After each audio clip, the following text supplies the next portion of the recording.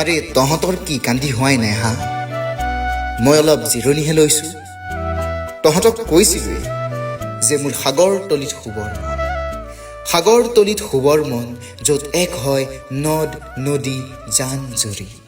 মই এখন সাগৰ বিচাৰিছিলোঁ, এখন মানুহৰ সাগৰ, এখন মানুহৰ, য'ত অকল মানুহ থাকিব। তাত নাথাকে কোনো হিন্দু, নাথাকে কোনো মুছলমান, শিখ, জৈন, বগা, ক'লা। ঘৰত সৰুকৈ হ'লেও মোৰ এখন ফটো ৰাখিবি দেই। ল'ৰা ছোৱালীক কবি এইটোৱে জুবিন দা, যিয়ে মায়াবিনী গাইছিল।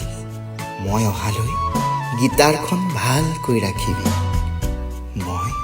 মই আকৌ আহিম, বিহু গাম, ঝুমুৰ গাম আৰু লগতে মায়াবিনীও। অসমখন চাবি, গছ লগাবি, থকাবোৰো কাটিব নিদিবি। মই আকৌ আহিম অসমৰ হকে মোৰ মানুহখিনিৰ বাবে মাত মাতিবলৈ, ৰাজপথত ওলাই আহিবলৈ। কাৰণ জানই অসমখন যে মোৰ কিমান হেঁপাহৰ। চাই লওঁ এবাৰ মুখনি তোমাৰ, হেঁপাহ মোৰ পলোৱানা।